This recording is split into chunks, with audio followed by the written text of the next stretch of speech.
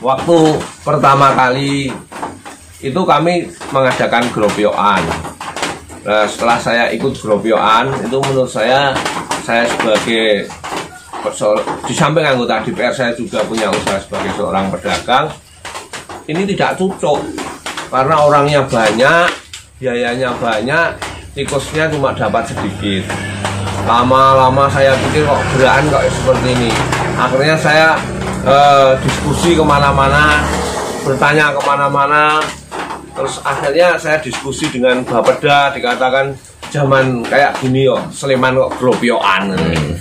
Nah, kebetulan mereka yang saya ajak diskusi itu lulusan Amerika. Dia bilang zaman kayak gini kok gropiokan, apa nggak ada teknologi yang lebih maju? Akhirnya saya tanya ke sana kemari, sambil mencari apa solusi yang tepat. Saya diskusi dengan teman-teman, saya memberitahu di daerah sana itu ada yang dikupengi galvalum. Akhirnya dia bisa panen. Waktu saya tanya mengapa kok dia berani masang dengan galvalum, saya tanya alasannya saya pengen panen. Cuma itu saja. Pokoknya aku pengen panen. Dia seorang petani, alasannya aku pengen panen. Bagaimanapun cara, biayanya berapa nggak apa-apa, masa rotikus kalah terus. Aku pengen panen. Akhirnya dia dolan ke toko besi itu diberitahu saya diputeri galvalum saja. Akhirnya dia mencoba, dia berhasil panen. Nah, setelah itu saya diberitahu di daerah Ponggok ada yang seperti itu. Terus saya kembangkan, saya usulkan di kantor, dan di kantor bisa menerima. Karena selama ini hampir 20 tahun tikus itu nggak bisa diatasi. Tapi menurut saya mengapa tidak bisa diatasi ya karena kurang sungguh-sungguh. Tidak sungguh-sungguh dan tidak tenanan. Saya pakai obat itu tidak efektif karena ya dikatakan efektif boleh lah, tetapi tidak berani menjamin karena tikus itu begitu diobat 3 kali tikus itu sudah nggak mau makan lagi. Karena tikus makan obat itu tikusnya itu tahu kalau temannya mati. Mereka nggak mau makan lagi karena matinya kan di mana-mana, nggak mungkin mati di satu tempat. Itu kalau pakai obat. Kalau pakai gropiokan itu juga kesulitan karena yang paling positif sangat sulit menangkap tikus.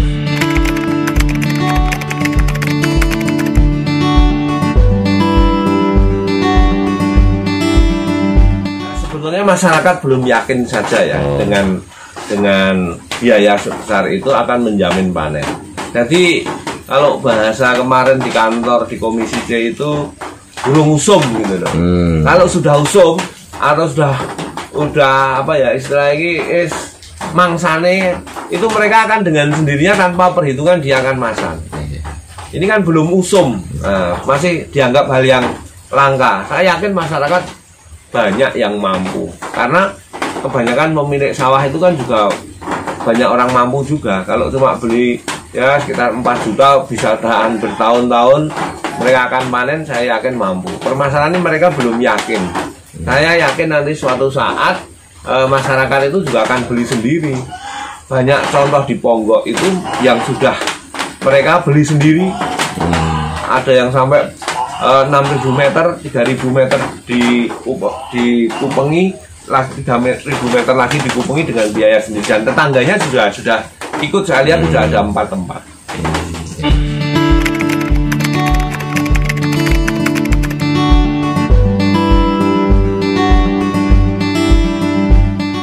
Nah itu kerja dia itu memang petaninya sudah akrab dengan pemerintah, sudah sering tahu tentang hal yang seperti ini, dia mencoba dan memang itu dijadikan benih. Yang kedua dia orientasi benih itu berarti itu Pak? Benih itu dijadikan benih. Yang kedua mungkin katanya di dalam hatinya ini juga bagian dari ibadah, karena begitu mereka itu berbuat sebuah kebaikan, tempat dia diamankan, itu tetangga dekatnya ikut panen. Karena itu kan yang sampingnya itu tidak yang sampingnya itu dibiarkan saja, mereka tidak dimakan tikus. Karena tikusnya sudah masuk di punyanya dia yang dikasih. Kalau dari plastik itu sebetulnya mereka yang mampu menjalankan itu adalah sangat istimewa. Karena apa? Mereka tiap hari harus ke sawah, harus membetulkan yang di lubang tikus. Karena yang dipasang perangkap itu tikusnya itu 1-2 hari mesti dia bolongi di tempat yang lain. Jadi pekerjaan petani akan berlipat-lipat. Di samping yang sudah dapat tikus-tikus yang dimatikan, ditenggelamkan, masih harus nambali setiap hari dan memindah perangkap di tempat tikus melubangi.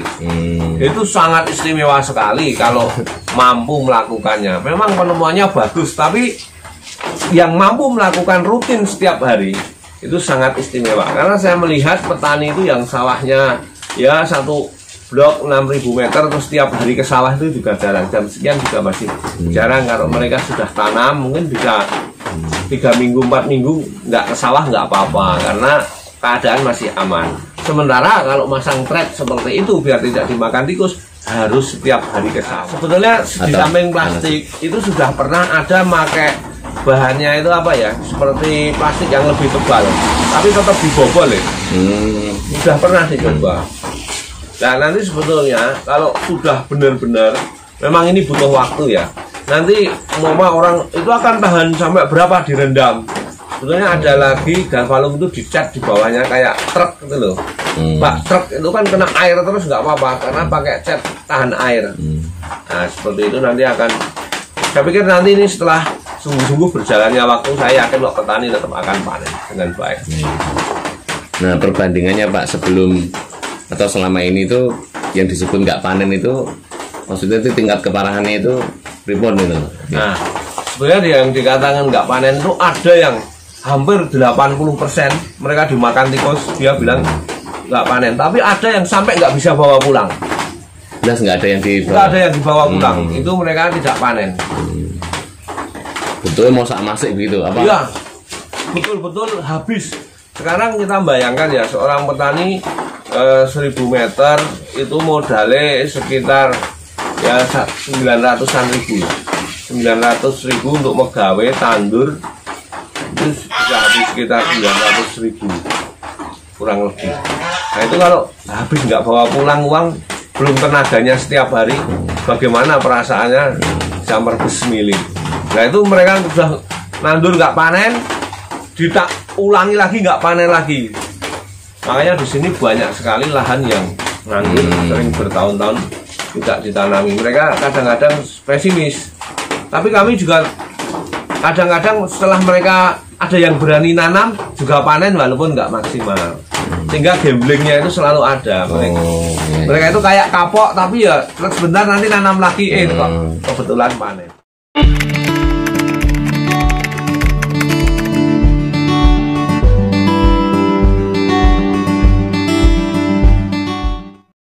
Ngobrol bareng itu tidak pernah ada solusi sampai selesai. Tidak pernah sampai selesai. Mereka nanggung dan diulang-ulang terus, nanggung terus. Karena apapun memang bisa ngobrol harus ada pembiayaan ya. Mungkin yang punya modal itu suruh membiayai itu juga mengundang investor suruh ngurusi petani itu ada nggak ya? Saya nggak tahu ya. Apa hal ini menarik bagi investor? Mereka mau mendanai pertanian. Nah itu sehingga sebuah kelompok itu akan maju. Sebetulnya kalau ada penyandang dana yang mereka menurut perhitungan ekonomi bisa masuk. Nah mungkin selama ini kelompok tani tidak mengundang orang yang punya dana dan mereka menghitung secara ekonomis sehingga mereka bisa menyelesaikan masalah. Nah selama ini mungkin dia sebatas sampai ngobrol, tidak ada kelanjutannya. Maksud saya hasil temuannya ini layak enggak dipresentasikan kepada pemilik modal bahwa dengan cara begini ini berhasil. Mungkin para petani tidak sampai ke sana ya, sehingga masalahnya tidak sampai tuntas. Mama kayak ini di galvalum, ada nggak penyandang dana yang mau minjemi galvalum? Siapa yang menjamin sehingga petani itu akan panen? Cuma mau bicara fakta, masa kita kalah dengan tikus? Kita diciptakan Tuhan makhluk yang paling tinggi statusnya ya. Masa kita kalah dengan binatang? Kalau kita kalah dengan binatang ya berarti kita nggak sungguh-sungguh untuk mengalahkan. Permasalahannya kita nggak pernah ada kesungguhan sampai tuntas.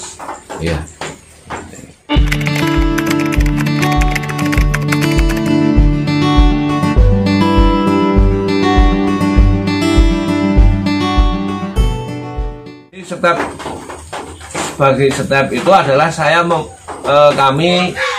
kami duduk di komisi C, didukung oleh teman-teman. Kami duduk di komisi C, didukung teman-teman maupun di fraksi kami dari PKB juga didukung. Kami membuat contoh loh, dengan Galvalum kami bisa menjamin 80% panen. 80% panen. Nah, step yang pertama ya. Step yang pertama ya kami memberi contoh bahwa dengan Galvalum panen. Kalau kamu malas, ya punya kamu aja yang panen. Tapi kalau kamu rajin dikasih jebakan gitu. Kami juga mengundang kemarin Pak Sekda datang kemari. Ya kami menerima kritikan, ini adalah proses yang panjang ya. Proses yang panjang untuk menuju sebuah keberhasilan. Kami banyak mengundang teman-teman biar dia mengkritisi. Hal ini kurang, bagaimana kita sempurnakan terus. Tapi kami sudah membuktikan panen. Tapi kan sebuah penemuan itu harus teruji dalam waktu yang lama. Tidak bisa 2 kali, 3 kali, 4 kali. Sampai lama betul-betul orang itu akan percaya bahwa ini berhasil. Nah, setelah mereka tahu betapa ribetnya pakai plastik, terus ada Galvalum, dia juga pengen sekali diganti dengan Galvalum karena mereka akan efisien bekerjanya. Kalau dengan Galvalum mereka tidak harus setiap hari nambali. Mungkin dia agak capek, mungkin 2 hari sekali baru ke sawah juga nggak apa-apa karena tikusnya tidak masuk.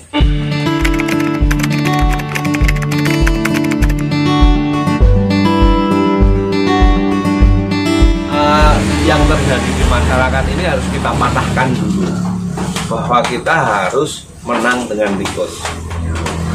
Itu harus kita patahkan dulu karena memang banyak pendapat bahwa tikus ada yang ngomong, tikus segala macam. Itu harus kita patahkan dulu. Mitos-mitos itu kita patahkan dulu, bahwa kita harus yakin bahwa kita akan memenangkan panen. Kita akan panen. Maka ya di samping kita berusaha juga berdoa biar kita bisa panen. Tapi mitos bahwa tikus itu pengganggu dan kita boleh untuk membunuh tikus, nah, harus kita patahkan. Memang perjalanannya tidak mudah, Mas. Kadang-kadang petani ya ini memang rezeki buat main pantun itu. Main pantun tidak, ini harus kita petani harus kita beritahu bahwa ini adalah perlombaan dengan tikus. Kita buang mitos-mitos bahwa ini adalah perlombaan dengan tikus. Bagaimana saya panen? Kalau tikusnya tidak makan di pinggir jalan, tidak akan saya cekel. Iya. Jadi kan sering ini bagiannya tikus, atau ini karena kita kurang enggak. Yang jelas kita kurang rajin ke sawah. Kurang tekun di sawah. Berarti mindset perlu ya Pak? Mindsetnya harus dirubah bahwa ini adalah perlombaan dengan tikus dan kita tidak boleh kalah. Kita harus panen. Silahkan tikusnya mau kemana, tapi jangan di sini.